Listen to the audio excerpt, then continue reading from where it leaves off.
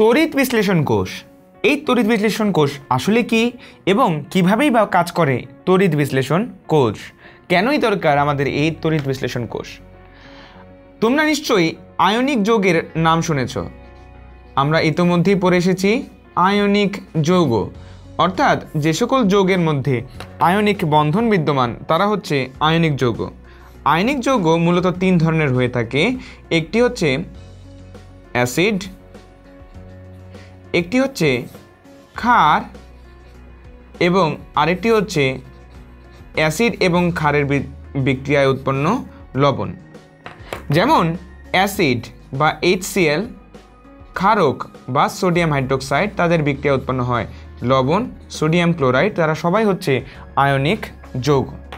এবার অনেক ক্ষেত্রেই আমাদের প্রয়োজন হয় এই কোনো একটি যৌগের মধ্যে যে ক্যাটায়ন এবং অ্যানায়ন রয়েছে তাদেরকে পৃথকভাবে আলাদা করে আনা, অর্থাৎ ধাতু এবং অধাতুকে আলাদা করে নিয়ে আসা।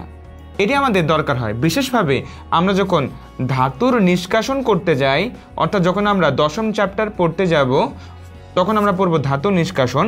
যখন আমরা এই ধাতুর নিষ্কাশন করতে চাই তখন কোনো একটি আয়নিক যৌগ থেকে ধাতু এবং অধাতুকে পৃথক করে আনতে হয়।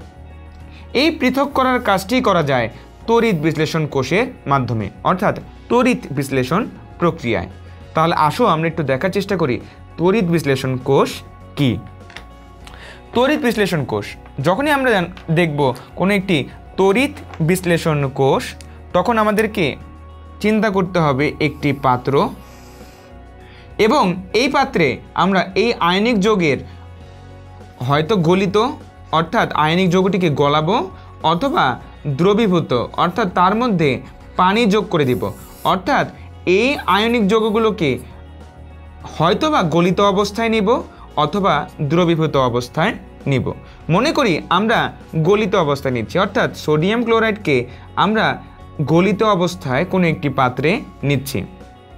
এবার এই অবস্থায় এই যে সোডিয়াম এবং ক্লোরিন তাদের মধ্যকার বন্ধন, সেই বন্ধনকে আমরা ছিন্ন করতে চাই, কারণ তাদেরকে আমরা আলাদা করতে চাই। সোডিয়ামকে আমরা আলাদাভাবে চাই এবং ক্লোরিনকেও আমরা আলাদাভাবে চাই।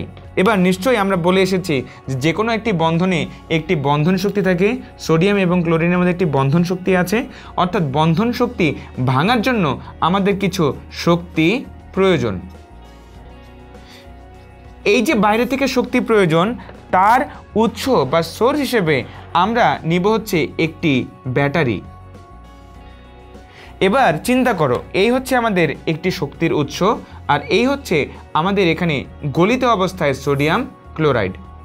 নিশ্চয়ই আমি এর মধ্যে ব্যাটারিটিকে ফেলে দিব না, অর্থাৎ আমরা ব্যাটারিটিকে যদি আমরা এই গলিত অবস্থায় সোডিয়াম ক্লোরাইডে আনতে চাই, আমাদেরকে অবশ্যই একটি সংযোগ মাধ্যম দরকার, এবং এই সংযোগ মাধ্যম হিসেবে কাজ করতে পারে দুইটি ধাতুর দণ্ড বা ধাতব দণ্ড। একটি ধাতব দণ্ড যুক্ত হবে ব্যাটারির ধনাত্মক প্রান্তের সাথে এবং আরেকটি যুক্ত হবে ব্যাটারির ঋণাত্মক প্রান্তের সাথে। এটি হয়ে যাবে ধনাত্মক তড়িৎদ্বার, এটি হয়ে যাবে ঋণাত্মক তড়িৎদ্বার। এবার একটু চিন্তা করো, গলিত অবস্থায় এখানে রয়েছে সোডিয়াম আয়ন এবং ক্লোরাইড আয়ন, এবং এটি হচ্ছে ধনাত্মক তড়িৎদ্বার, এটা হচ্ছে ঋণাত্মক তড়িৎদ্বার। এটি হচ্ছে ক্যাটায়ন, এটি হচ্ছে অ্যানায়ন। তাহলে কে কার দিকে আকৃষ্ট হবে? যদি আমি এবার ব্যাটারি চালনা করি তাহলে দেখা যাবে ক্যাটায়নটি এই ঋণাত্মক তড়িৎদ্বারের দিকে আকৃষ্ট হচ্ছে এবং এই অ্যানায়নটি ধনাত্মক তড়িৎদ্বারের দিকে আকৃষ্ট হচ্ছে। ক্যাটায়নটি যে তড়িৎদ্বারের দিকে আকৃষ্ট হয় সেটিকে বলা হয় ক্যাটায়ন থেকে আসছে ক্যাথোড, এবং অ্যানায়নটি যেই তড়িৎদ্বারের দিকে আকৃষ্ট হয় অ্যানায়ন থেকে তার নাম হয় অ্যানোড। অর্থাৎ আমরা এই লবণ থেকে, এই গলিত অবস্থায় সোডিয়াম ক্লোরাইড থেকে ধাতুকে এবং অধাতুকে দুইটি আলাদা তড়িৎদ্বারের দিকে নিয়ে গেলাম, এবং এই ক্ষেত্রে মূল ভূমিকা কাজ করে বাইরের এই শক্তির উৎস এই ব্যাটারিটি। এবার সোডিয়াম চলে গেল ক্যাথোডে, ক্লোরিন চলে গেল অ্যানোডে। ক্লোরিন অ্যানোডে গিয়ে ইলেকট্রন ছেড়ে দিবে, তৈরি করবে নিরপেক্ষ ক্লোরিন। ইতোমধ্যেই তোমরা জানো যে বেশ কিছু অধাতু তারা দ্বিপরমাণুক অণু হিসেবে থাকে, অর্থাৎ ক্লোরিন একা থাকতে পারবে না, অর্থাৎ দুইটি ক্লোরিন দুইটি ইলেকট্রন ত্যাগ করবে, উৎপন্ন করবে 1 মোল ক্লোরিন। অর্থাৎ অ্যানোডে এই বিক্রিয়াটি সংঘটিত হবে। অন্যদিকে আমরা যদি একটু ক্যাথোডের দিকে তাকাই তাহলে দেখা যাবে ক্যাথোডে সোডিয়াম আয়ন একটি ইলেকট্রন গ্রহণ করবে, উৎপন্ন করবে ধাতব সোডিয়াম, এবং এই ধাতব সোডিয়াম এই ক্যাথোডের গায়ে জমা হবে। অর্থাৎ আমরা দেখতে পাচ্ছি ক্যাথোডে সোডিয়াম আয়ন ইলেকট্রন গ্রহণ করছে এবং উৎপন্ন করছে ধাতব সোডিয়াম। তাহলে আমরা দেখতে পাচ্ছি কি, আমরা গলিত বা দ্রবীভূত অবস্থায় কোনো একটি আয়নিক যৌগকে নিলাম, যেমন এই ক্ষেত্রে সোডিয়াম ক্লোরাইড, তাদের মধ্যে অবশ্যই একটি বন্ধন শক্তি বিরাজ করছে। আমাদের উদ্দেশ্য হচ্ছে তাদেরকে আলাদা করে নিয়ে আসা, অর্থাৎ তাদের মধ্যকার বন্ধন ভাঙা। এর জন্য আমাদের কিছু শক্তির প্রয়োজন। শক্তির উৎস হিসেবে আমরা দিয়ে দিলাম এই বাইরে থেকে ব্যাটারি। যখন আমরা এই ব্যাটারি চালনা করলাম এবং সংযোগ মাধ্যমে হিসেবে নিলাম দুইটি ধাতব দণ্ড, যাদেরকে আমরা তড়িৎদ্বার বলছি, এই তড়িৎদ্বার সংযুক্ত করলাম একটি ব্যাটারির ধনাত্মক প্রান্তের সাথে আরেকটি ব্যাটারির ঋণাত্মক প্রান্তের সাথে। ধনাত্মক তড়িৎদ্বারের দিকে আকৃষ্ট হচ্ছে অ্যানায়ন, তার নাম হয়ে গেল অ্যানোড, এবং ঋণাত্মক তড়িৎদ্বারের দিকে আকৃষ্ট হচ্ছে ক্যাটায়ন, তার নাম হয়ে গেল ক্যাথোড।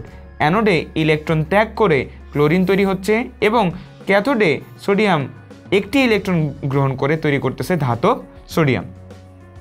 এবং এই প্রক্রিয়াটিকেই বলা হয় তড়িৎ বিশ্লেষণ, এবং এই সিস্টেমটিকে অর্থাৎ এই যন্ত্রসজ্জাকে বলা হয় তড়িৎ বিশ্লেষণ কোষ।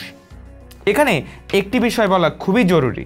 একটু চিন্তা করো, অ্যানোডে ক্লোরিন ইলেকট্রন ছেড়ে দিচ্ছে, আর আমরা জানি ইলেকট্রন ছেড়ে দেয়া বা দান করা বা ত্যাগ করাই হচ্ছে জারণ প্রক্রিয়া, এবং ইলেকট্রন গ্রহণ করা মানে হচ্ছে বিজারণ প্রক্রিয়া। অর্থাৎ আমরা বলতে পারি অ্যানোডে জারণ হয়, ক্যাথোডে বিজারণ হয়। এজন্য অনেক সময় অনেক ক্ষেত্রেই দেখা যায় অ্যানোডকে